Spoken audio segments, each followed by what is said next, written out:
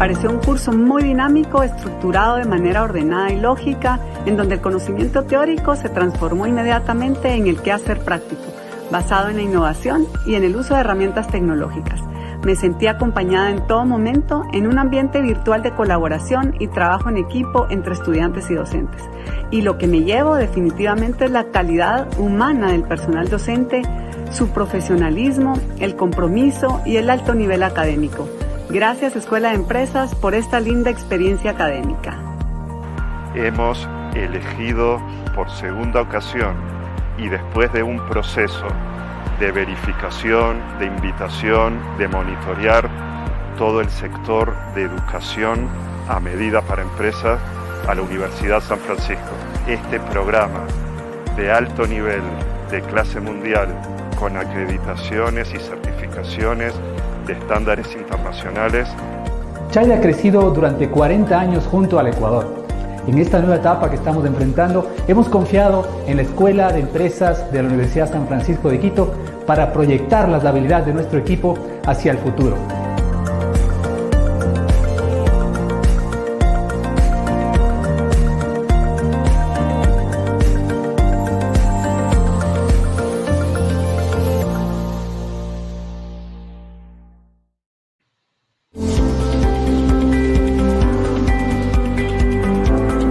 ¿Sabías que en el siglo VIII a.C. los griegos acudían al oráculo para conocer lo que les deparaba el futuro? Hoy en el siglo XXI las empresas utilizan Analytics para predecirlo. Pero a diferencia de los griegos, Analytics utiliza datos, y en muchos casos millones de ellos. Los datos son el nuevo petróleo, y aquellas empresas que han logrado extraer el conocimiento accionable de ellos están innovando y siendo mucho más exitosas que sus pares. ¿Quieres saber cómo extraer ese conocimiento? ¿Quieres saber cómo pasar del BI tradicional a la analítica predictiva? ¿Quieres convertirte en una empresa que utiliza ese conocimiento para innovar su modelo de negocio? Inscríbete en el Certificado Internacional de Business Analytics de la Escuela de Empresas de la Universidad San Francisco de Quito. Te esperamos.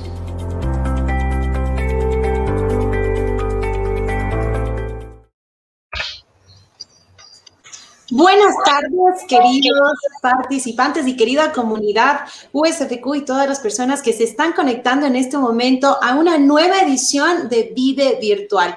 El día de hoy tenemos un tema muy interesante. Hablaremos sobre la economía digital y cómo monetizar a través de los datos. Para este tema tenemos a dos invitados muy queridos por Escuela de Empresas, quienes también forman parte de uno de nuestros programas, el Certificado Internacional Business Analytics. Antes de comentarles un poquito sobre el perfil de nuestros queridos profesores, pues les quiero contar que Escuela de Empresas de la Universidad San Francisco de Quito es el centro de educación empresarial de la universidad y pues contamos con un sinnúmero de programas abiertos al público en modalidad virtual. Realmente para nosotros es un placer tenerlos aquí y recuerden que gracias a nuestra acreditación de la International Accreditors for Continuing Education and Training, somos los únicos en el país en otorgar unidades de educación continua. También contamos con una acreditación ISPI, así que realmente los quiero invitar a que conozcan un poquito más de lo que hacemos en Escuela de Empresas en www.escueladeempresas.com. Ahora sí, les quiero preguntar antes de iniciar, cuéntenme ahí, pongan en el chat, tanto en LinkedIn como en Facebook, porque estamos transmitiendo en vivo en las dos plataformas, desde dónde se están conectando. Aquí en Ecuador, si están fuera del país, cuéntenos. Mientras tanto, mientras ustedes ahí me van comentando un poquito de dónde nos están visitando virtualmente, pues yo les quiero comentar también y darles la bienvenida a nuestros queridos profesores Emilio Sánchez y Carlos Calderón. Emilio nos acompaña desde Ecuador y pues Carlos nos acompaña desde Perú. ¿Cómo estás, Emilio? Carlos, buenas tardes, bienvenidos y muchísimas gracias por acompañarnos el día de hoy. Cindy, es un gusto compartir nuevamente este espacio contigo y pues siempre un honor hacerlo en compañía de Carlos, ¿no? Además que este tema de monetización es por demás apasionante, así es que encantado de estar acá. Igualmente me sumo a los saludos de Emilio. Cindy, un placer compartir este espacio para hablar de estos temas, efectivamente, como bien dice Emilio, que son los temas que nos apasionan. Así que con mucho gusto compartimos este espacio. Yo feliz de tenerlos y les cuento que tenemos gente de Cali conectada, gente de Esmeraldas, de Quito, de México. También tenemos gente de Argentina, mucha gente, tenemos gente de Riobamba, de Quito. Realmente, muchísimas gracias por acompañarnos el día de hoy. Para nosotros es un honor contar con ustedes, así que a toda la gente que se está conectando desde otros países, pues bienvenidos y qué gusto que nos acompañen esta tarde. Antes de empezar, yo les quiero comentar un poquito la modalidad y sí los invito a que por favor sean parte de este espacio. Esto es suyo, este espacio lo crean 100% ustedes y para nosotros es súper importante que sus consultas, sus preguntas las compartan. Nuestro equipo que está detrás de toda esta parte tecnológica pues va a proyectar sus consultas en la pantalla. Así que los invito a estar súper atentos y a participar. Este espacio, como les cuento, es suyo y necesitamos que ustedes hagan sus preguntas, comenten, pues para eso estamos, para conversar entre todos. Yo les quiero también comentar que Emilio y Carlos, como les había dicho, nos acompañan desde Ecuador y Perú y quiero contarles un poco sobre este perfil profesional. Realmente nos faltaría muchísimo tiempo para contar todas las maravillas que nuestros invitados hacen, pero voy a empezar con Emilio. Pues les cuento, Emilio es ingeniero de sistemas con 20 años de experiencia en gestión comercial de software de aplicaciones de negocios, analytics, big data, business intelligence, data warehouse, planning, budgeting y forecasting, measuring y monitoring. Consultor senior de Business Intelligence en proyectos para empresas de servicios, producción y banca. Es líder de proyectos con responsabilidad en el diseño, desarrollo e implementación de soluciones bajo la metodología de Data Warehousing. Actualmente es gerente comercial corporativo para Ecuador y Perú de DW Consulware. Así que es un pequeño resumen de este gran profesional. Por otra parte, tenemos a Carlos Calderón. Pues bueno, yo les cuento que Carlos es MBA en Marketing y MBA Business School España, experto en intraemprendimiento y líder en transformación de negocios data-driven. Ha liderado 6 corporate startups tecnológicos en 4 países de la región.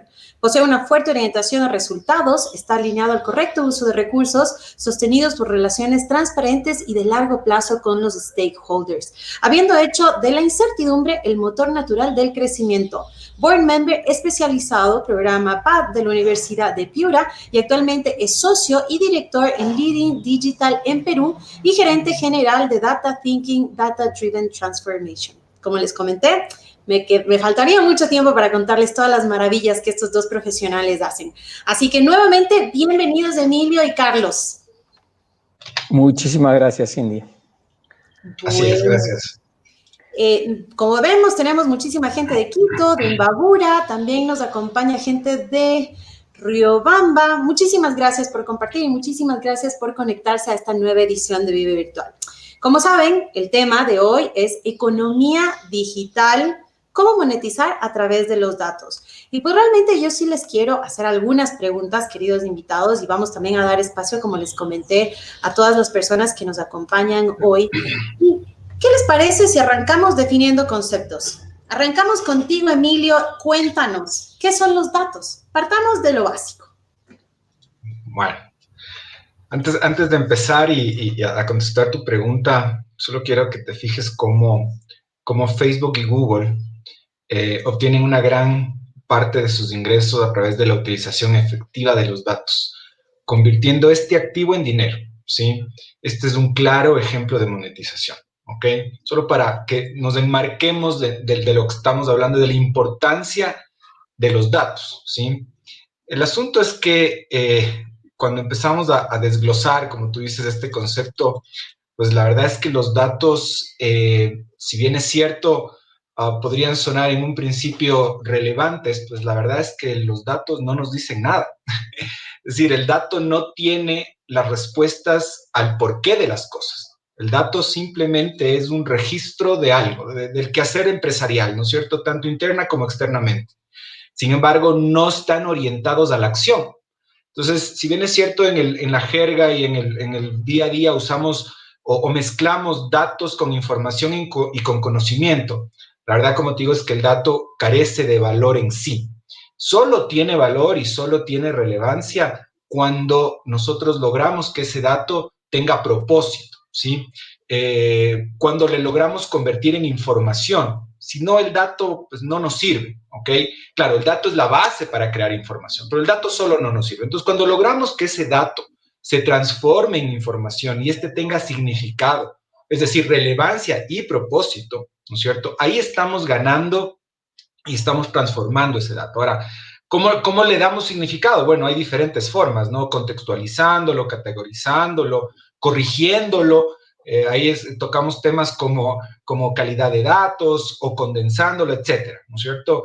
Es eso lo que necesitamos lograr, ¿no es cierto? Pasar del dato a la información, pero finalmente tenemos que lograr pasar de la información al conocimiento, ese saber qué hacer, ese know-how que es el que nos permite realmente pasar a la acción. El dato no nos permite pasar a la acción, la información es de un punto intermedio y realmente el conocimiento es el que nos permite pasar a la acción, ¿sí? Es como pensar que por tener un teléfono inteligente vamos a tener una conversación brillante. Pues la verdad es que por tener más información o más acceso a tecnologías de la información, no necesariamente tenemos más conocimiento. No sé si por ahí empezamos a desglosar este tema de los datos. Me parece genial y era justamente esa la idea, entender qué son los datos y realmente su relevancia, pero hay muchísimo más detrás de todo esto. Ahora yo quisiera preguntarle a Carlos, ¿cómo definir qué datos son relevantes y cómo los obtengo? Porque finalmente generamos datos constantemente, es algo que no para, es una máquina que no descansa. Entonces, Carlos, cuéntanos. Sí, bueno, permíteme complementar un poquito la pregunta sobre qué son los datos, porque efectivamente, como muy bien lo dijo Emilio, los datos per se, digamos, desde la perspectiva de negocio al menos, no resuelven absolutamente nada. Podrían ser inclusive muchos costos y muchos problemas y muchos riesgos antes de estar creando valor, ¿no? Entonces, efectivamente, tienen que pasar por un proceso. Pero, ¿qué son los datos en la vida que tenemos hoy, claramente muy digitalizada? Y me gusta el título del evento que se llama Economía Digital, porque realmente, por lo menos, la actividad humana, mayoritariamente, en horas, hoy día está en digital. De hecho, este es un buen ejemplo, ¿no? Para una reunión que hubiera sido en otros tiempos presencial, seguramente. Entonces, la vida humana hoy día, yo diría en horas, debemos tener, según las últimas mediciones que post-pandémicas, llamémosle así, estamos aproximadamente 15 horas diarias frente a pantallas negras, ¿no es cierto? Ya sea el teléfono móvil, la computadora o los televisores.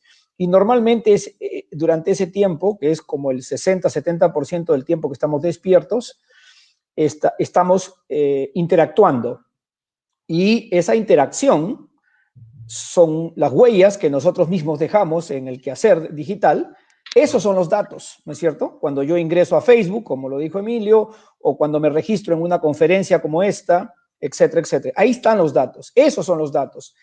Es la huella del quehacer diario, no solo de personas como nosotros, sino también de empresas. Las empresas, cuando operan, registran su actividad en ciertas bases de datos, en las nubes, en las plataformas, en las herramientas.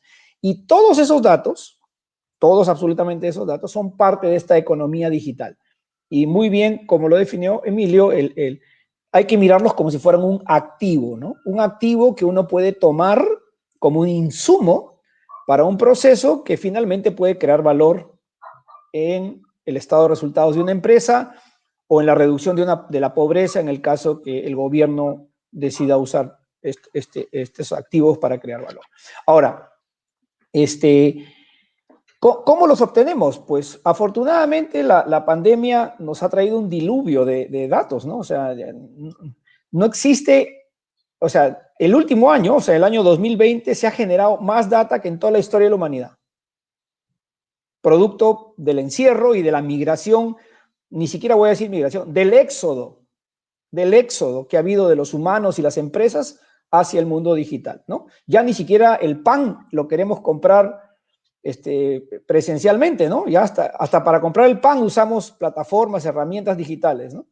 Entonces, datos, yo diría que hoy día hay muchísimos, casi, y este es un artículo que me tocó escribir en el 2014-15, previendo que los datos se iban a convertir en un commodity, ¿no? Los datos son un commodity, tan commodity como el petróleo, exactamente, ¿no?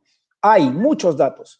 Entonces, yo diría que no me preocuparía por obtener datos si no tuviese un propósito, como lo dijo Emilio, un propósito, si estamos hablando en el mundo de los negocios, si no tengo un modelo de negocio que me permita monetizar datos y que me diga qué datos necesito, no debería estar preocupándome por tener datos. Una vez que sé cuál problema quiero resolver y defino en la metodología de ciencia de datos se conoce como approach analítico, defino claramente qué tipos de datos necesito, es cuando me pongo a buscarlos. O normalmente los podría tener, si no los tengo, podría tomar un tiempo obtenerlos, pero es más o menos como se suele hacer. Es decir, hay que tener primero un propósito para luego saber dónde ir a buscar esos datos, ¿no? Normalmente están en la actividad diaria de la empresa, ¿no es cierto? Facebook, por ejemplo, sabe claramente a qué hora nos conectamos, desde dónde nos conectamos, qué estamos mirando, qué no estamos mirando, dónde hacemos clic, a qué eventos queremos ir, a qué amigos estamos mirando. O sea, sabe muchísimas cosas. Y lo que hace naturalmente es convierte esa información en algo útil para una empresa que quiere vender algún producto que nos puede interesar a nosotros, ¿no es cierto? Y nos cobra por eso. Entonces, mi sugerencia sería, yo creo que los datos hoy día se están comoditizando, están en todos lados, cada vez hay más, no debería ser un problema conseguir datos, y es mejor partir por la definición de un problema que uno quiere resolver para ir hacia atrás a buscar los datos, ¿no? No al revés, primero tengo los datos y luego veo qué hago, ¿no? Sino al revés, primero defino qué problema quiero resolver y luego busco los datos que necesito. Muchísimas gracias, Carlos. Me llamó mucho la atención todo esto que comentaste, definir primero el problema y luego hacer uso de esta información. Entonces, una consulta que yo quería hacerles es cómo defino, si una vez que yo ya tenga esta estrategia que tú planteas de determinar cuál es el inconveniente, cuál es el problema, qué es lo que quiero resolver, qué maneras nos podrían ayudar a resolver, qué datos son relevantes para resolver mi problema. Sí, esa parte del método, porque hay métodos para resolver esto, métodos científicos, por eso se llama ciencia de datos, a veces a esta disciplina que alberga absolutamente todo esto que estamos hablando. El método dice, ese capítulo se define como approach analítico, ¿no? Entonces vamos a poner un ejemplo concreto.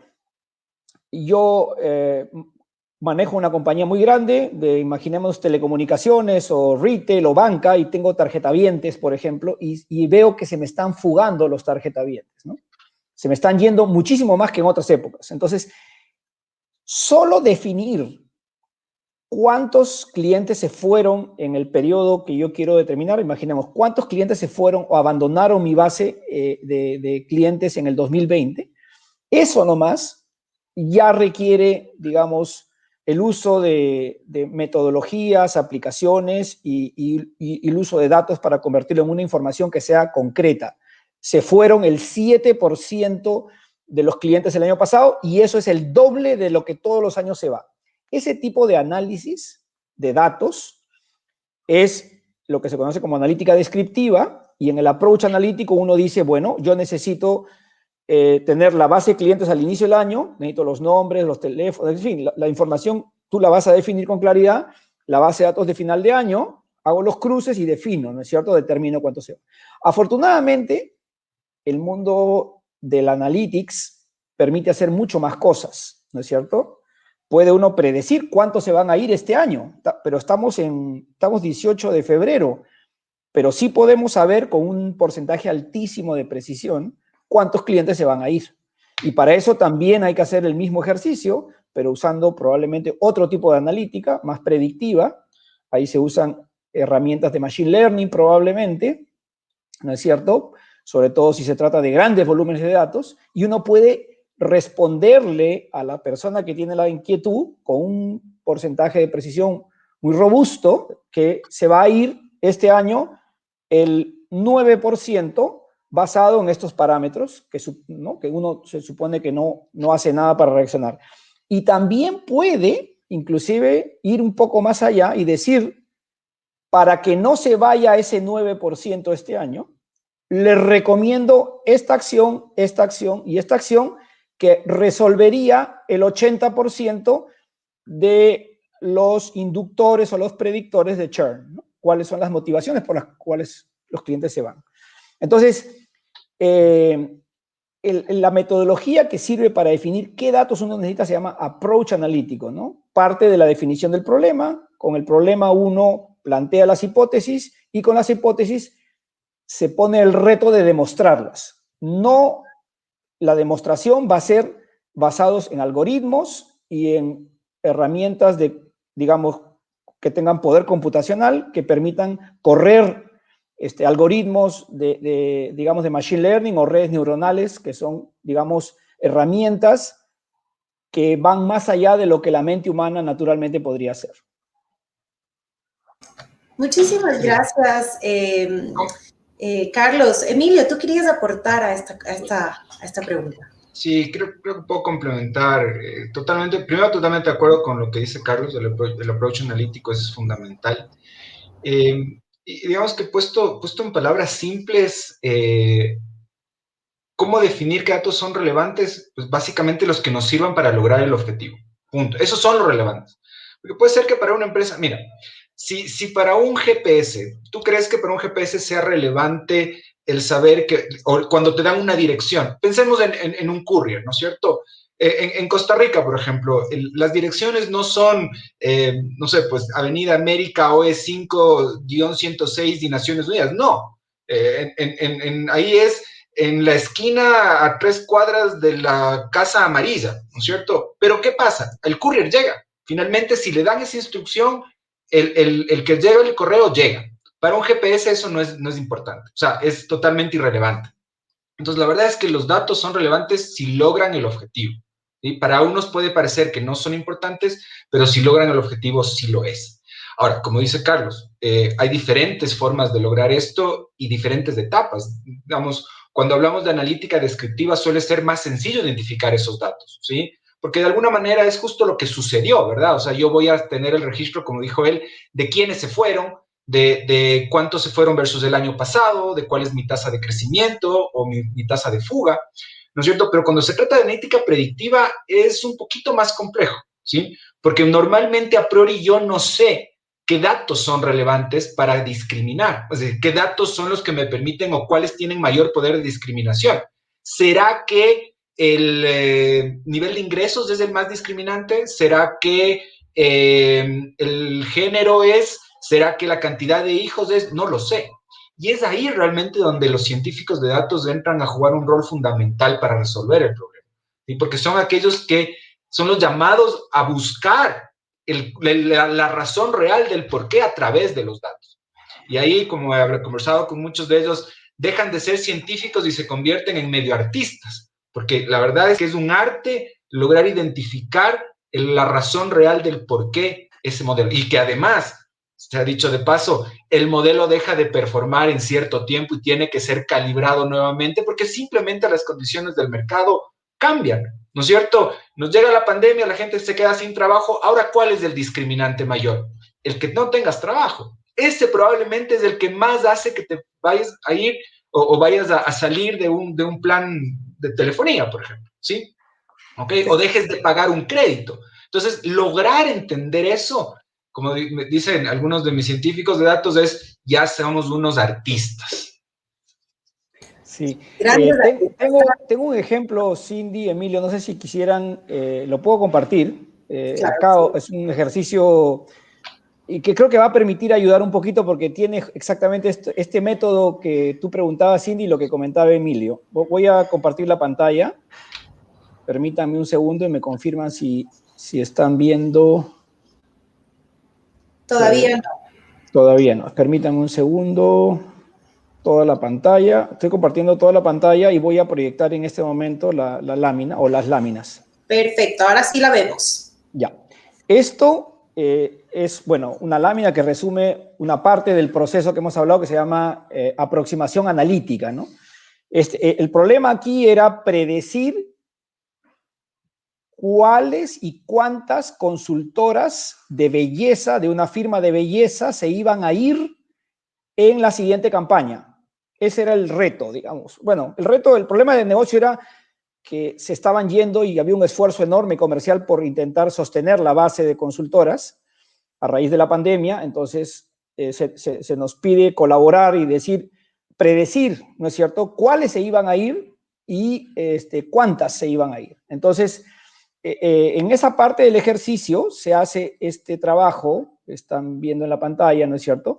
Se define claramente la necesidad, nuevamente recordando lo que hablamos hace un minuto, Cindy, ¿no? Primero hay que definir cuál es el problema que necesitamos resolver, predecir el resultado de una sola variable, que era la tasa de abandono, mejor dicho, o el abandono en sí mismo, ¿no? ¿Se va o no se va? Es una variable claramente binaria, ¿correcto? La señora se va o no se va en el siguiente periodo. Son dos opciones, sí o no. En consecuencia, cuando uno define ese problema, claramente no tiene que salir de la familia de los algoritmos de clasificación binaria, y ahí hay, digamos, una cantidad de algoritmos definidos, pero también debe ser cierto, y esto lo digo para que todos nos sintamos más cómodos cada vez con este mundo, ahora hay herramientas que hacen todo ese trabajo sin necesidad que intervengamos mucho nosotros. Y la herramienta nos arrojó estas tres opciones, ¿correcto? Son tipos de algoritmos, ¿no? La más conocida probablemente sea la regresión logística, porque es algo que conocemos desde hace más o menos 100 años, ¿no? Como herramienta, pero estos otros algoritmos son más nuevos y obviamente son algoritmos producto ya del poder computacional, pero también, digamos, producen la misma predicción, ¿no? Y algo importante que dijo Emilio es, hay que definir las variables, es decir, ¿cómo funciona el modelo de aprendizaje automático? El modelo de aprendizaje automático usa una cantidad de periodos, o sea, tenemos 6 meses de historia, ¿correcto? Y la variable que tenemos es si la señora tal hace o no hace pedido. Si hace pedido es 1, si no hace pedido es 0, y todos los meses tengo una información sobre la historia de esa señora y de miles de señoras, ¿no? Entonces, como tenemos que predecir el churn, y el churn es una variable que es que 2 meses seguidos no hizo pedido, construimos esta variable churn, la construimos, ¿no es cierto? Ya tengo el churn de febrero, ¿no es cierto? Producto de que no compre en enero, no compre en febrero, entonces churn en febrero, y así sucesivamente.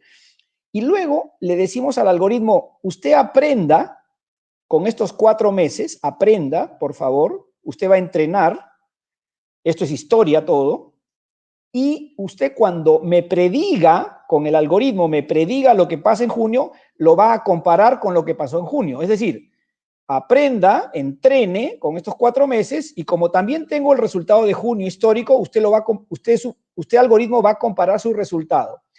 Y va a hacerlo tantas veces hasta que llegue a tener un nivel de predictibilidad muy alto, razonablemente alto, ¿no? Y aquí está, automáticamente produce la predicción del mes de julio. Obviamente este es un agregado, hay una lista completa de los nombres de las señoras que se van a ir, y el nivel de predictibilidad es de 94.4% sobre 100, ¿no es cierto? Eso es, y bueno, lo que decía Emilio también, ¿qué variables predicen el churn? Y te dice, el modelo te dice, la edad, por ejemplo, la edad te define, es la variable que más afecta el churn. O sea, si tú quieres tú quieres predecir quién se va a ir, tienes que mirar los rangos etarios, ¿no es cierto? Y efectivamente, cuando tú miras los rangos etarios, las señoras más jóvenes o las chicas más jóvenes son las que mayormente abandonan la empresa, y así sucesivamente, el estado civil, si hace pedido por la web o no hace pedido por la web, etcétera, etcétera, etcétera. Y finalmente te permite predecir cómo son. Las que se van normalmente son personas menores a 30 años, están distribuidas homogéneamente en toda la ciudad de Santiago de Chile. En este caso era un trabajo para Chile. Hay una mayor incidencia de solteras, etcétera, etcétera.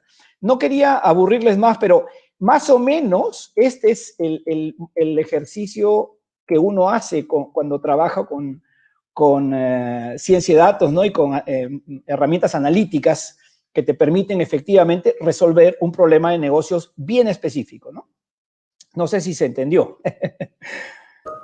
Se entendió bastante bien y yo que no manejo mucho tema de datos lo estoy aprendiendo porque realmente es un mundo fascinante. Y de hecho, antes de que continuemos, yo sí los quiero invitar porque justamente todas estas herramientas de las que habla Emilio y Carlos son parte del programa Business Analytics, Fundamentos de la Ciencia de Datos aplicada a los negocios que actualmente Escuela de Empresas tiene en su portafolio de programas virtuales. Este programa empezará el próximo 11 de marzo, así que todavía tienen tiempo de inscribirse. Les dejaremos la información y los enlaces correspondientes para que puedan averiguar un poquito más. Y créanme, señores, queridos profesores, seré su alumna este año porque es un tema muy importante y realmente lo vemos en absolutamente todo lo que hacemos. Desde el área de comunicación, ¿quién diría comunicación tiene que generar datos? Comunicación constantemente está moviendo datos. Marketing, analítica comercial, realmente es un mundo en donde todas las áreas de una empresa realmente tienen un rol importantísimo. Una consulta aquí, Emilio. Cuando una vez que hacemos, sea cual sea el método que se escoge, dependiendo obviamente del problema que queramos resolver, ¿cuándo los datos se convierten en un insight? O mejor dicho, ¿qué es un insight? A ver, no es fácil de describir, pero pensemos que, pues que conversamos hace un momento de que el dato per se no tiene valor y que realmente tiene valor solo cuando lo transformamos en conocimiento. Bueno, eso es un insight, es decir, es el conocimiento extraído de los datos, ¿no es cierto? Es cuando logras descubrir el por qué y el cómo de algo que está sucediendo, ¿sí? Por un ejemplo, ¿no es cierto? El otro día veíamos un estudio y lo discutíamos, como ahora estamos en casa, entonces mi esposa a veces me escucha, ¿no? Estábamos discutiendo acerca de un estudio que se hizo con un colega y estábamos, vamos, contentos de entender cómo habían cambiado unos parámetros. En este caso te hablo de un tema específico del nivel o del valor de los arriendos en función de la pandemia, ¿no es cierto? Entonces, estábamos tratando de entender cómo variaban los arriendos, el costo del arriendo, el valor del arriendo, ¿no es cierto? Y claro, yo le decía, mira, finalmente encontramos un tema de una variable, es la oferta, la demanda, ¿verdad? Y otra variable importante en ese momento era el que tenga trabajo o no tenga trabajo la persona, ¿no? Entonces mi esposa me queda viendo y me dice, pero eso yo ya sé, y no soy científica de datos ni estoy haciendo ningún análisis. Le digo, sí, pero tú no sabes ni en qué porcentaje, ni cuándo va a pasar, ni cómo va a pasar, ni qué variables son las que están afectando. Entonces, ese es el insight. Cuando tú dejas de ver solamente el tema de, yo también sé, claro, si hay más oferta y hay menos demanda, pues entonces va a bajar el precio. Si hay más demanda, etc. Se va a dar por naturaleza, pero ¿cuánto? ¿5%? ¿7%? 2%, y ese es el insight que tiene la organización para decir, ok, entonces con esa información yo voy a tomar una acción, con ese conocimiento yo voy a tomar una decisión, ¿no es cierto? Es que es muy diferente a simplemente saber, sí, claro, va a costar más, cuánto más y por qué, y qué drivers son los que hacen que eso pase. Entonces, ese es el insight, ese conocimiento que obtenemos de los datos cuando realmente logramos identificar qué pasa, por qué pasan las cosas. Gracias, Emilio. Carlos, ¿quisieras aportar algo más de esta consulta? Usando el mismo ejemplo que vimos hace un rato, por ejemplo, las bases de datos eran gigantescas, habían cerca de, no sé, 70 campos, por cada registro había por lo menos 500,000 de consultoras, ¿no? Entonces, la cantidad de información era enorme, pero, por ejemplo, un insight poderoso es, imagínate que logras definir con precisión estadística cómo son las señoras que mayoritariamente se van. Si yo te digo que tienen entre 18 y 30 años, que son solteras, que su estilo de vida es frugal, que normalmente están o sea, ingresan a la campaña y se van y no regresan más, el 70% hacían eso, y una serie de descripciones más, tus esfuerzos para evitar que eso ocurra y gastar esfuerzos en reclutar gente que no se va a quedar contigo, ¿no es cierto? Ese es el insight, ¿no? El poder saber cómo son las que se van a ir, ¿no? Entonces, cuando tú ya sabes cómo son y tienes el nombre y el apellido, tú vas a ir a decir, vas a hacer una campaña, una actividad para que ella no se vaya, ¿no? Además, tú sabes por qué se va. Y cuando, por ejemplo, vimos la canasta de productos, las que se quedaban siempre compraban artículos de belleza, mayoritariamente, y las que se iban no tenían en su canasta de productos prácticamente artículos de belleza. Las que se quedaban adoptaban las herramientas digitales, las que se iban no adoptaban las herramientas digitales. Entonces, toda esa información sirve para que la gente del área comercial, esos insights, sirven para que la gente del área comercial haga las acciones preventivas, que las enrole en las herramientas digitales, que intente que estas personas jóvenes tengan atractividad por los productos de belleza y no solo por las otras. Entonces, esas son las acciones, esos son los insights, ¿no? Que te permiten tomar acción concreta para evitar, para resolver tu problema, el que sea, en este caso, evitar que se vayan, ¿no? Gracias, Carlos. Yo les quería consultar algo y bueno, yo sé su respuesta, yo estoy segurísima de su respuesta, pero quisiera que nos den un poquito más de conocimiento respecto al tema. ¿Deberían los datos aparecer en el balance general como un activo empresarial? Arrancamos contigo, Emilio. Ese es un tema que todavía está en discusión, ¿no? Pero, a ver, empecemos pensando que las grandes compañías digitales hoy no se diferencian por sus grandes activos, sino en realidad por su capacidad de obtener valor de sus datos, ¿ok? Pensemos en Uber, la mayor compañía de transporte del mundo, no tiene un vehículo. Airbnb, el mayor proveedor de alojamiento, no posee ningún inmueble. Entonces, cuando estamos discutiendo si los datos deberían ser parte de un activo empresarial y deberían estar en el balance, yo te diría que sí. Ahora, no solamente decir que sí. Vamos, yo creo que tenemos que hablar hoy de un concepto que se llama infonomía, que es la que nos ayuda a describir la teoría y la disciplina para asignar esa relevancia económica a la información, como cualquier otro activo, ¿sí? Así como la economía busca la comprensión de cómo gestionar los activos, de los bienes, ¿no es cierto? La infonomía nos ayuda a definir esos métodos que nos ayudan a gestionar la información, ¿sí? Leí el otro día que Gartner predecía que para el 2022 ya las empresas serán valoradas en base a su portafolio de información, ¿sí? Con lo cual, pues, yo te diría en una respuesta corta, deberían estar. Yo estoy seguro que en los próximos años se van a generar y se perderán también fortunas en función de que los líderes corporativos comprendan que deben incluir a la data como un activo y deben lograr monetizar. Carlos, me encantaría escuchar tu respuesta. Sí, efectivamente es cierto lo que dice Emilio. Hace varios años se discute este tema, ¿correcto? Lo cierto es que nadie lo tiene registrado en su balance hoy día, eso también es cierto. Ahora, lo que sí he visto son metodologías de valorización, de compra de empresas distintas a las tradicionales, que son normalmente EBITDA o EBIT por una cantidad de, ¿no? Todo lo que tiene que ver con la valorización de flujos futuros.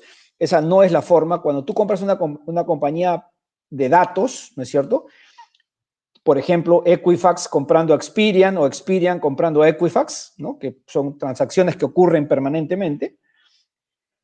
El método de valorización tiene una fórmula donde el elemento más importante, obviamente los datos tienen un valor. Vamos a imaginarnos nuevamente que yo soy una empresa que monetiza datos y que tengo una cantidad de registros sobre los cuales monetizo. Entonces, el número de registros es importante, sí, que la data esté, que sea válida la data, sí, una serie de atributos, ¿ya? Pero hay un factor multiplicador que, digamos, convierte todo en valor o no. ¿Y sabes cuál es? Es el número de veces que tú utilizas esos activos, ese registro. Si yo utilizo el registro 10 veces, lo voy a multiplicar en el año, ¿no? Por 10, si lo voy a usar una vez o si no lo uso nunca, ojo con eso, que la mayoría de compañías no utilizan sus activos de data. Si no lo utilizas, multiplicas por Cero.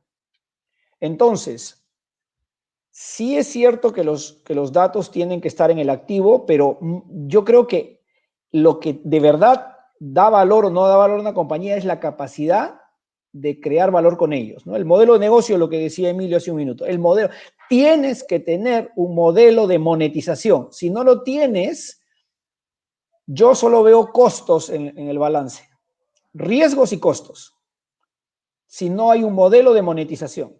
Porque los datos hay que cuidarlos, hay que reclutarlos, hay que cuidarlos, hay que peinarlos, hay que talquearlos, hay que perfumarlos todos los días.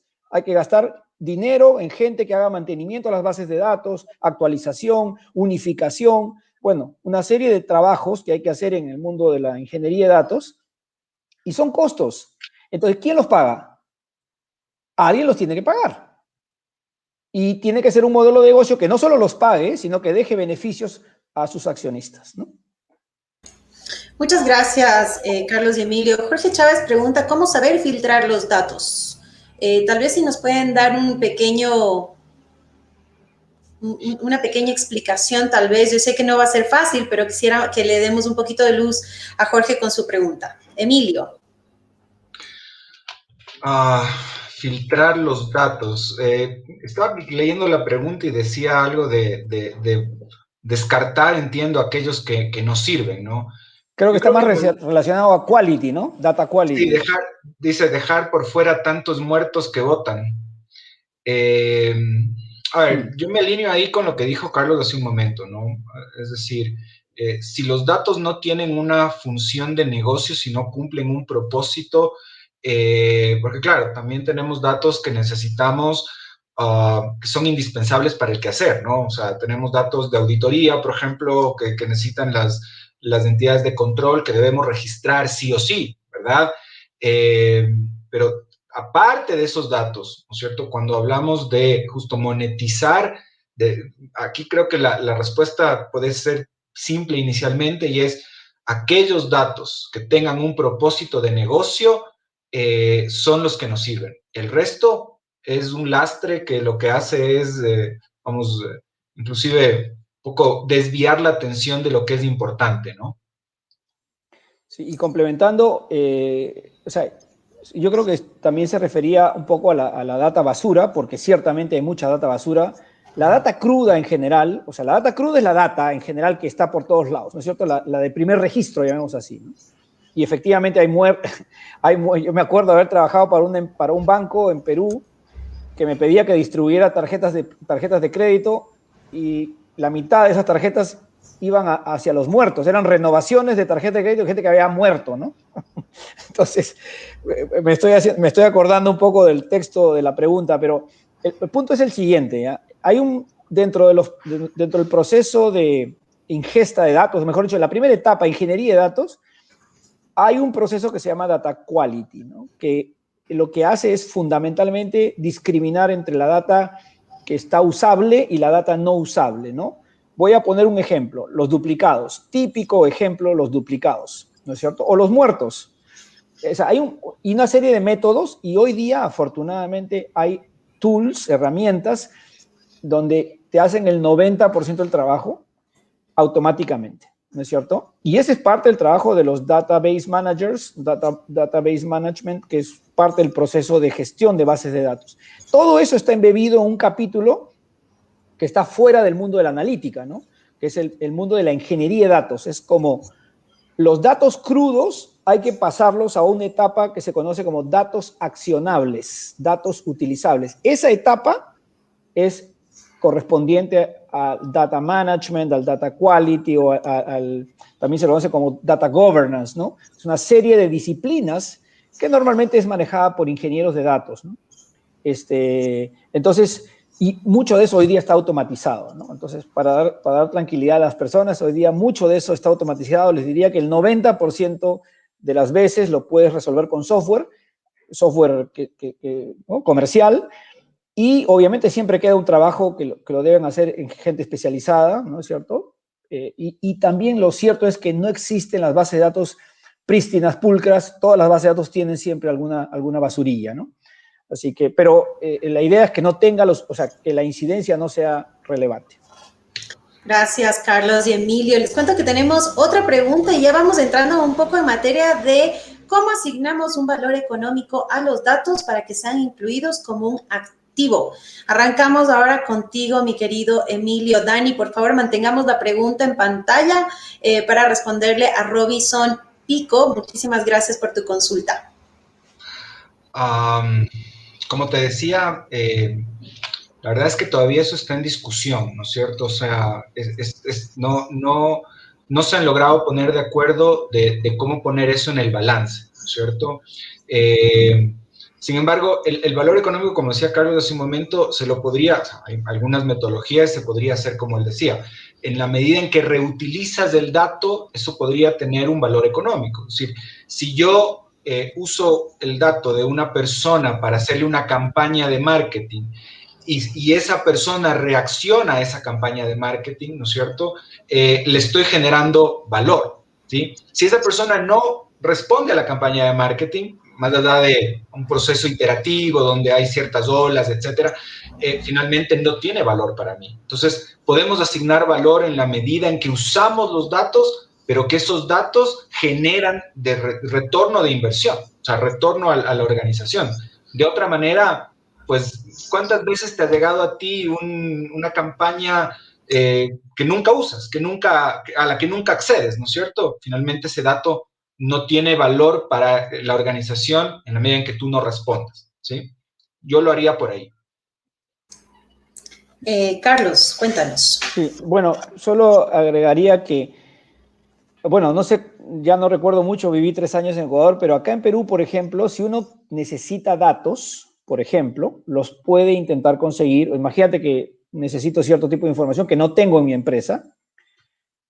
Los formales, y aquí voy a abrir transparentemente toda la verdad, hay el mundo formal y el mundo informal, ¿no es cierto? El mundo formal, uno puede ir a Equifax o a Experian o a compañías de riesgo crediticio y decirles, bajo un concepto relacionado al mundo de la cobranza, puede comprar información de ciertas personas, ¿no? Y eso tiene un valor, tiene un costo. Entonces, ahí tienes ya un referencial del precio que puede valer un dato, ¿no es cierto?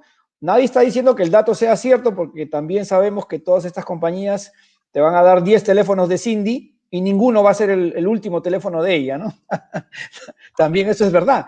Y en el costo habría que incluir las 10 llamadas que voy a hacer para intentar ubicar a Cindy. Y no la voy a ubicar. O sea, todo eso es parte del costo, ¿correcto? El mundo informal también existe acá en Perú. Y no sé que no solo en Perú, porque los chinos y los rusos, y no tengo nada con los chinos ni los rusos, pero son los que más trafican con datos a nivel mundial, ¿no es cierto? Y las bases de datos circulan por todo el mundo. Y tienen precio. Y tienen 2 precios, el precio que tú pagas por adquirir la base de datos informalmente y el otro precio es el precio, o sea, el riesgo judicial de reputación y de juicios que puedes asumir por usar información que no esté previamente, digamos, en el mundo que no esté regulada, que no tenga autorización, ¿no es cierto?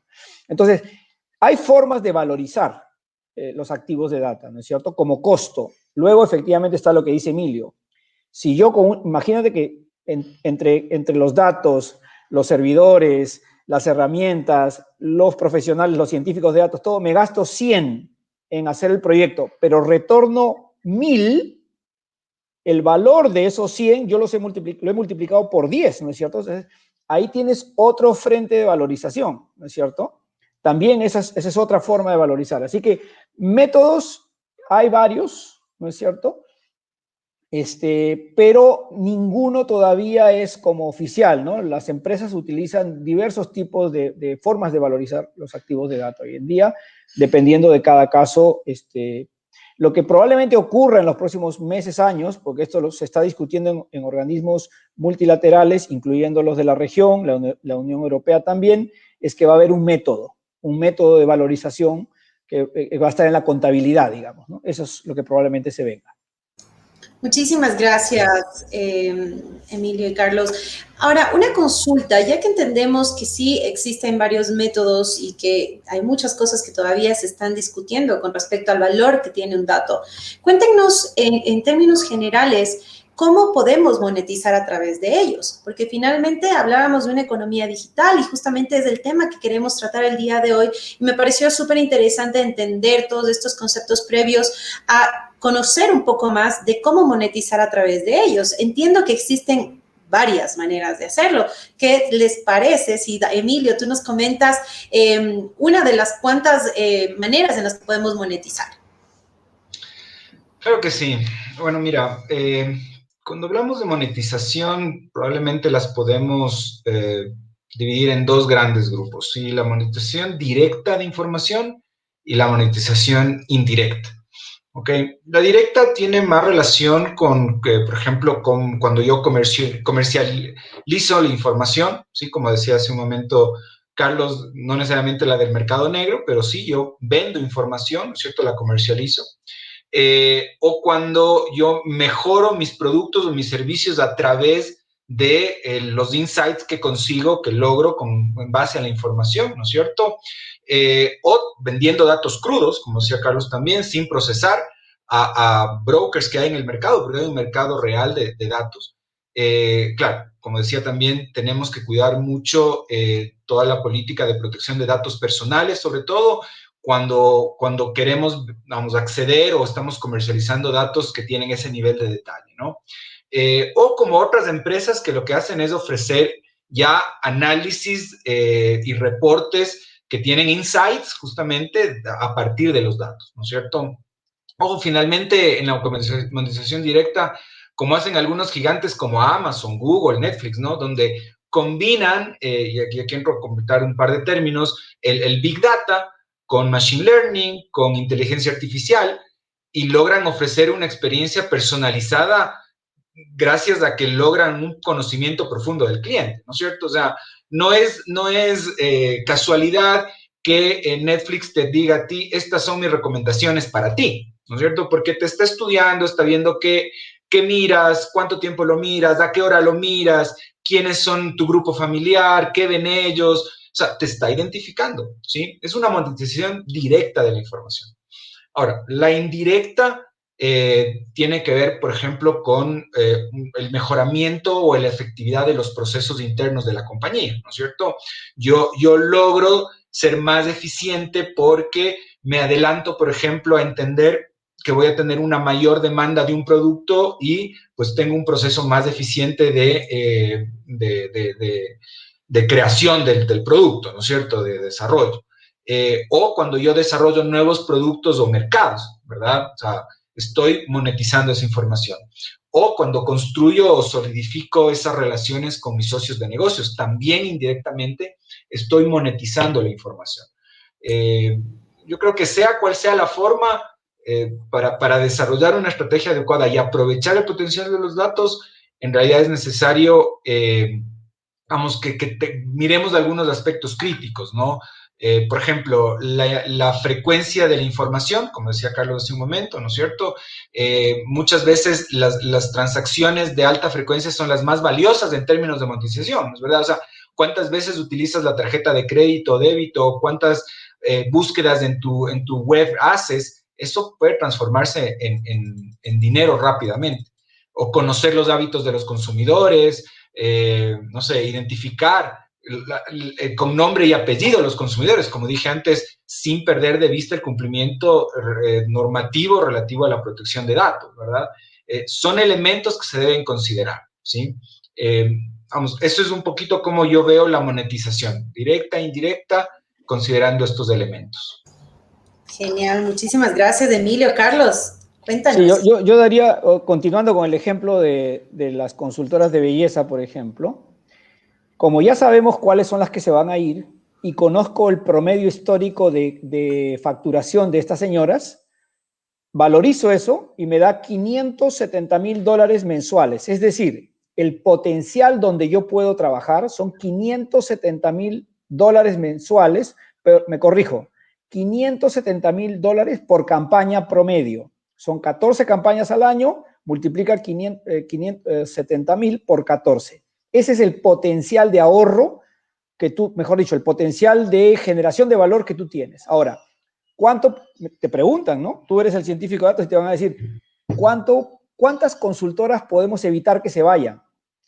Imagínate que lo logremos reducir de 7.8 a 5%, no sé, un 20% de ahorro. Bueno, 570, el 20% de 570 son como $140,000 por 14, más de $1,5 millones, ¿no es cierto? Eso es el potencial de ahorro que tú tienes. Entonces, cuando uno quiere monetizar su esfuerzo, es, mira, lo que yo te puedo conseguir este año, señor gerente, es $1,5 millones, pero necesito $500,000 para tener a los científicos de datos, para comprar data, para comprar las herramientas, lo que sea. Entonces, ¿es un buen negocio para usted, señor gerente? Sí, es un buen negocio, hágale. Y esa es más o menos la metodología que uno utiliza para monetizar y valorizar los esfuerzos de monetización, ¿no? Ahora, voy a dar una cifra aquí, ya solo para ver qué está pasando en el mundo, ¿no? Y COVID además ha descubierto muchas cosas, ¿no? Pero hace poquito Tom Davenport, que es una eminencia, estoy seguro que Emilio lo debe tener referenciado. Tom Davenport debe haber sido uno de los primeros personas profesionales que se metió en este mundo hace unos años. Él hizo un estudio, reveló un estudio el año pasado que decía que el 85% de las iniciativas de Business Analytics en las principales empresas de Estados Unidos, el 85%, nunca veían la luz. Es decir, si yo soy el accionista de la empresa y a mí me dices que tengo que invertir para que solo el 15% de mi inversión. Carlos, se te silenció el micrófono. Perdón, sí. Entonces, me preocuparía mucho. Y un poco acaba el mensaje que creo que es el mensaje importante de todo esto. La pregunta de la charla de hoy es cómo monetizar a través de los datos. Los equipos de ciencia de datos necesitan imperiosamente la participación de los líderes de negocio.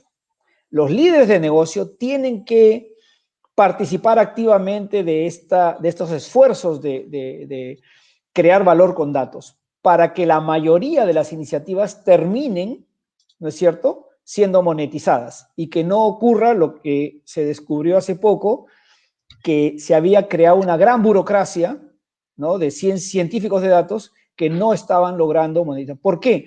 Porque ha habido un sesgo por un largo periodo, y esto afortunadamente está cambiando, ha habido un sesgo muy grande a pensar de que este era un asunto de tecnología. Esto es un asunto de negocios. ¿Cuál es el problema a resolver? Tal. Bueno, arréglelo. ¿Cómo? Ya los científicos que lo arreglen. No se preocupen. Hay, por supuesto, conocimientos, metodología, herramientas, muchas cosas importantes, pero los líderes de negocio tienen que participar activamente de estos procesos. Yo creo que ese es un mensaje importante para todos quienes nos están escuchando, ¿no? Tenemos que involucrarnos en los procesos de crear valor con datos. Y es un tema cultural, ¿no?, que las compañías tienen que vivir y pasar, ¿no? Quería terminar con esa idea. Muchísimas gracias, Carlos. Miren, les cuento que tenemos algunas preguntas y realmente no me quiero despedir. Yo sé que ya, sin darnos cuenta, la hora pasó volando. Son las 7 de la noche acá en Ecuador. Para todas las personas que están en otros países, pues muchísimas gracias por acompañarnos. Sí queremos dar respuesta a algunas preguntas y en honor al tiempo lo que vamos a hacer es una pregunta por cada uno de nuestros panelistas. Entonces, Dani, por favor, que estás tras cámaras, ayúdanos con una de las preguntas que tenemos de nuestros participantes, por favor.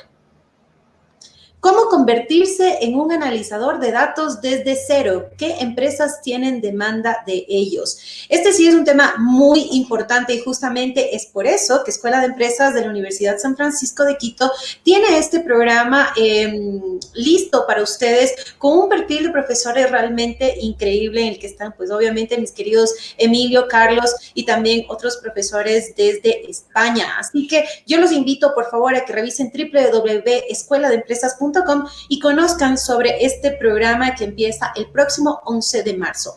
Sí me interesaría, muy aparte de haber dado la cuña de Escuela de Empresas, es que nuestros profes que están sumergidos en este mundo y que conocen muy bien la realidad, y de hecho hace unos días hablábamos con con Carlos y me comentaba unos datos muy interesantes que a Carlos me encantaría que también los compartieras con nosotros hoy sobre justamente este cambio que está dando el mundo y la necesidad de tener estos profesionales preparados para enfrentar esta lluvia de datos que tenemos y que llegan de todas partes. Entonces, ya que hice un poquito el preámbulo con Carlos, pues me gustaría arrancar contigo y luego con nuestro querido Emilio. Carlos, cuéntanos. Sí, bueno, sí, estábamos hablando del último reporte de Future of Jobs que había evacuado el World Economic Forum en noviembre del año pasado, me parece, y revelaba, bueno, revela muchas cosas, ¿no? Que no son ninguna novedad, por supuesto, y tiene que ver con esta economía de los datos, ¿no es cierto? O sea, vivimos en un mundo donde mayoritariamente se crea valor hoy día de manera digital que de manera analógica. Hoy. O sea, si tú multiplicas todos los datos que permitirían estimar cuánto del PBI tiene originación digital y cuánto no, claramente la sociedad, el mundo, la economía hoy día es fundamentalmente digital. Y la única manera que yo por lo menos conozco de crear valor en la economía digital es tomando el activo, que ya sabemos cuál es, pasándolo por un proceso y creando valor y viéndolo en el estado de resultados, como el ejemplo que acabo de dar con el caso de las empresas de las consultoras de belleza. Claro, el gran problema es las empresas se están volcando, o sea, se están dando cuenta las empresas, los líderes empresariales, que es imposible competir en una economía de los datos si no eres capaz de crear valor con datos. No, es que yo vendo aguacates, no importa, no importa. No, es que yo vendo artículos de belleza, no importa, no importa. No, es que yo soy el gobierno. También, en el gobierno también, porque uno puede crear valor social usando los datos. Entonces, ¿cómo puedes prosperar en la economía de los datos? Usando conocimientos como los que se enseñan en la Universidad de San Francisco de Quito, ¿no? Es decir, Business Analytics. Entonces, ¿cómo se forman esos profesionales? Bueno, se requieren sin duda muchos conocimientos, disciplinas, ¿no es cierto? No se convierte alguien en un científico de datos porque toma un curso, eso es un viaje profesional, toma tiempo, requiere práctica, pero en esencia diría que la estadística tiene que estar presente, probablemente es el eje central de todo, tiene que estar presente algo de la programación informática, no mucho realmente, cada vez las herramientas son non-code, todo es drag and drop. Se sorprenderían de las cosas que se hacen con las herramientas hoy día. Los algoritmos ya vienen hechos. Uno agarra con el mouse, literalmente, no estoy bromeando, jala la base de datos, jala los algoritmos, todo corre y sale el resultado, ¿no? Es más, ni siquiera tienes que escoger el modelo. El Auto AI, que son las herramientas más modernas que hay, escogen los algoritmos por ti. Te dicen, estos son los que tienen mejor resultado, estos no. Yo ya probé 300 en 3 minutos. Y no, así. Entonces, pero sí hay que tener algo de conocimiento de programación y lo más importante, dominio de la materia que uno quiera. Tú lo decías, Cindy, al comienzo.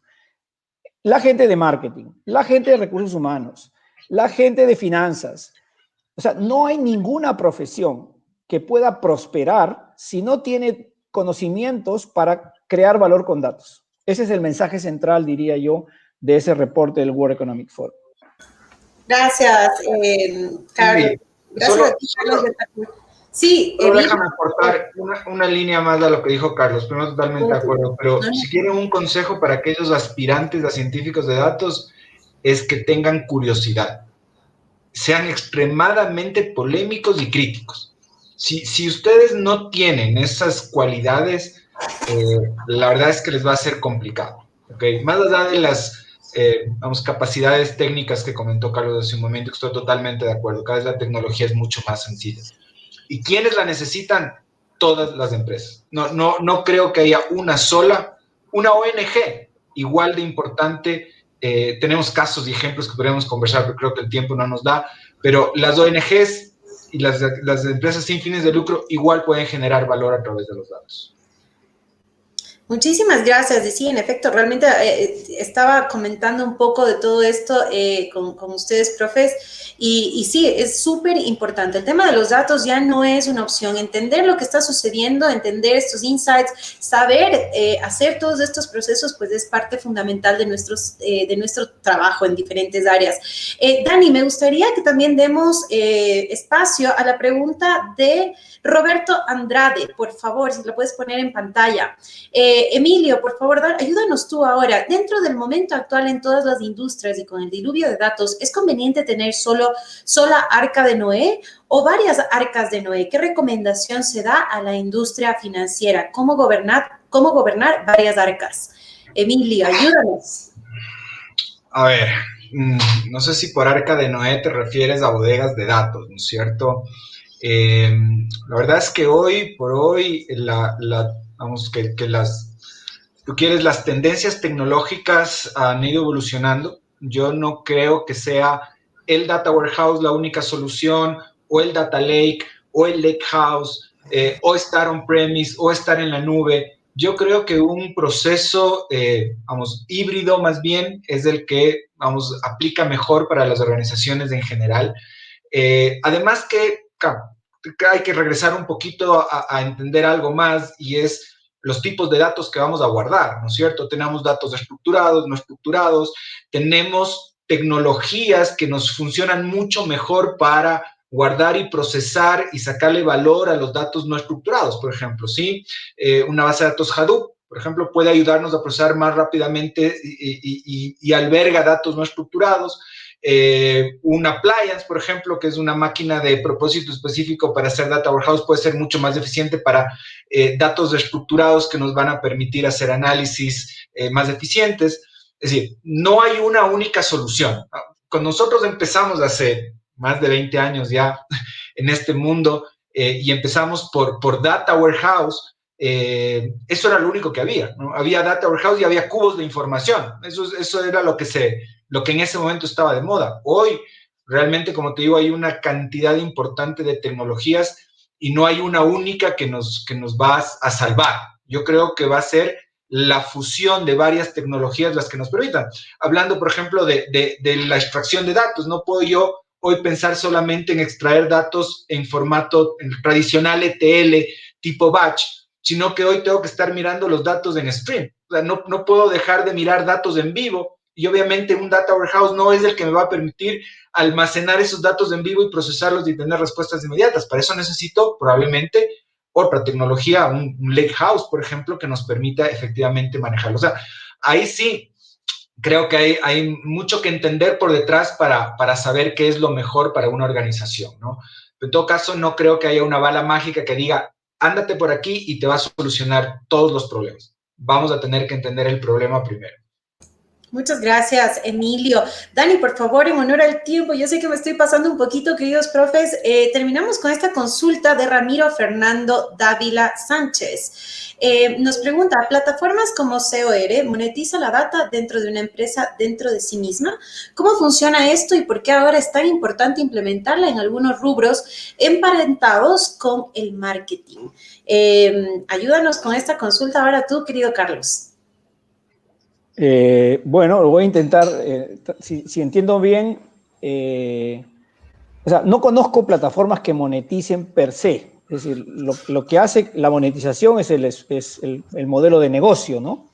Las plataformas pueden ser plataformas cerradas, ¿no? Se conocen varios tipos de plataformas cerradas donde toda la experiencia de usuario ocurre dentro de la misma plataforma, ¿no? Pero yo diría que más importante que eso es, insisto, tenemos que, para el tema de monetización está vinculado 100% a definir el problema de negocio o la oportunidad de negocio que queremos abordar. No me preocuparía mucho las plataformas, cada vez hay más opciones, inclusive en nube, para resolver los problemas. Con respecto, por ejemplo, a lo que mencionaba Emilio hace un minuto, existen unos métodos nuevos que se llaman DataOps, por ejemplo, que ya permiten aligerar mucho la carga de tener que tener almacenados los datos, ¿no es cierto? Puede uno hacer un mini data lake, ¿no es cierto? Que ya sería una piscina de datos, ¿no? Y no necesariamente un data lake, ¿no? Entonces, yo trataría de sacar el tema de monetización de las plataformas, ¿no? Yo diría, el tema de monetización está muy fuertemente asociado al modelo de negocio. Y el modelo de negocio es algo que, digamos, es parte de la estrategia de una compañía, ¿no es cierto? Es lo que permite crear valor per se al accionista, ¿no? Eso es lo que diría. Gracias, Carlos y Emilio. Realmente ha sido una charla que por lo visto, si seguimos, no vamos a parar. Así que en honor al tiempo, realmente tengo que despedir el segmento y nos está escribiendo Manuel Urias, nos dice, muy buena charla, una motivación relevante a la monetización de datos, por si hacía falta para decidirse a estudiar esta ciencia. Muchísimas gracias, Manuel, nos acompaña desde Guatemala. Así que a todas las personas que esta noche se han contactado, Roberto, por ahí te mandas, Emilio, te manda saludos, Roberto Andrade, y muchísimas gracias por tu respuesta.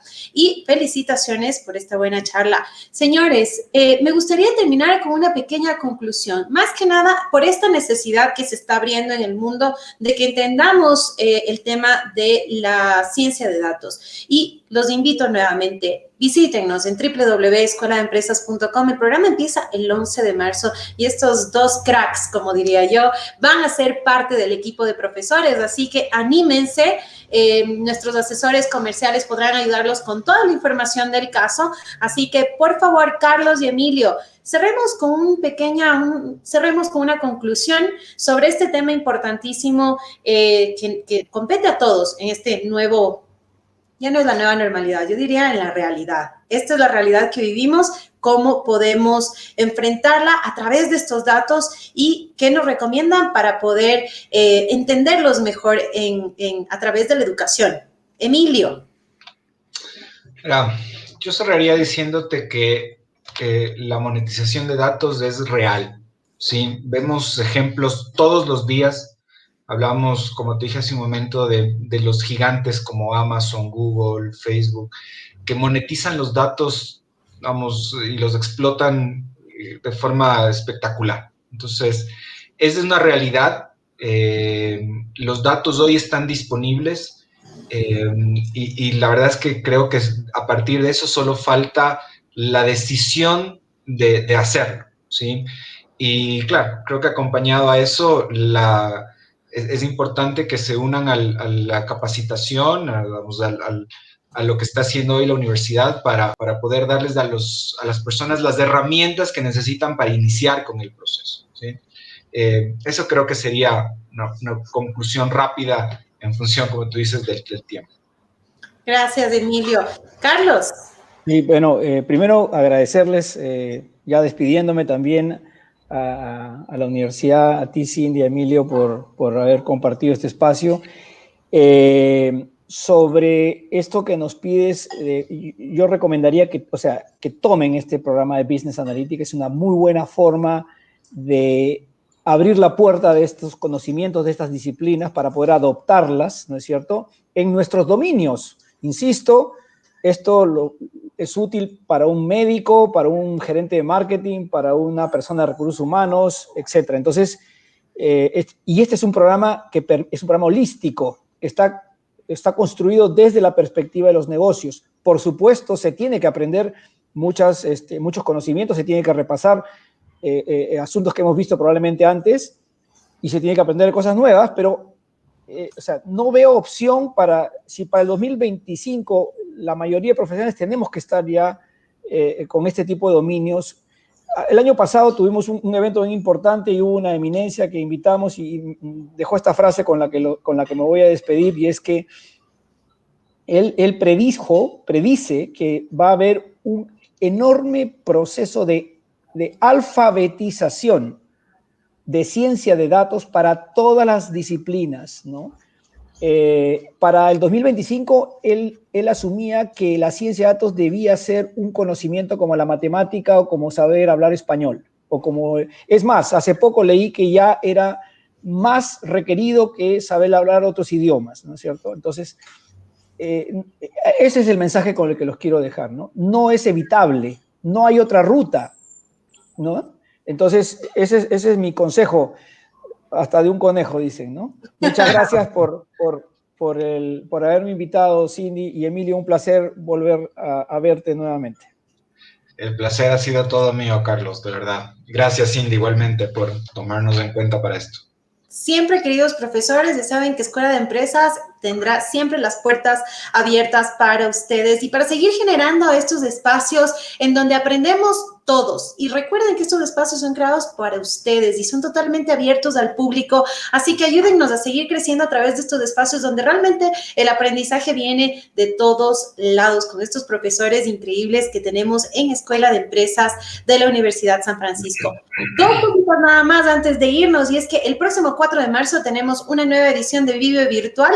En esta ocasión nos acompañará y conducirá el programa Adela Carrasco, mi querida compañera, y vamos a tratar de un tema súper interesante también, que es la calidad y la estrategia empresarial. No se lo pueden perder y ya les voy a contar qué invitados vamos a tener, así que manténganse siempre conectados en nuestras redes sociales para que estén informados de todos los nuevos temas que vamos a abordar. Adicional, pues invitarlos. Escuela de Empresas tiene las puertas abiertas para ustedes. Si tienen consultas, y les agradezco realmente por todas las personas que nos están consultando sobre el programa, no se preocupen, un asesor se contactará con ustedes por mensaje directo. Así podemos ayudarlos con un servicio personalizado. Así que, queridos profesores, muchísimas gracias nuevamente por su aporte, por su tiempo. Es siempre un placer y espero verlos pronto en clase. Me apunto. Así que veamos cómo me va. No tengan miedo. También en comunicación vamos a aprender cómo manejar estos datos, qué podemos hacer, y les agradezco nuevamente por todo el apoyo y por su tiempo siempre. Querida comunidad, muchísimas gracias. Que tengan una excelente noche y nos vemos en una nueva edición de Vive Virtual en marzo. Así que los esperamos. Que tengan una excelente noche. Gracias, Emilio, y gracias, Carlos. Disfruten de su noche y hasta luego. Gracias. Gracias, Cindy. Un abrazo. Chao, Carlos. Chao, Emilio. Chao, Cindy. Gracias.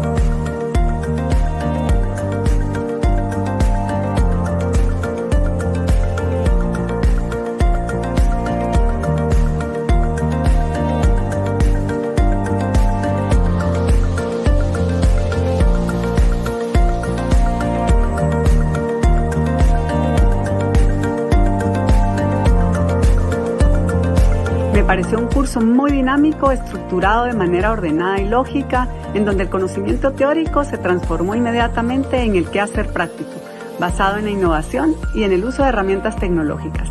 Me sentí acompañada en todo momento en un ambiente virtual de colaboración y trabajo en equipo entre estudiantes y docentes. Y lo que me llevo definitivamente es la calidad humana del personal docente, su profesionalismo, el compromiso y el alto nivel académico. Gracias Escuela de Empresas por esta linda experiencia académica. Hemos elegido por segunda ocasión y después de un proceso de verificación, de invitación, de monitorear todo el sector de educación a medida para empresas a la Universidad San Francisco. Este programa de alto nivel, de clase mundial, con acreditaciones y certificaciones de estándares internacionales. Chaya ha crecido durante 40 años junto al Ecuador. En esta nueva etapa que estamos enfrentando, hemos confiado en la Escuela de Empresas de la Universidad San Francisco de Quito para proyectar las habilidades de nuestro equipo hacia el futuro.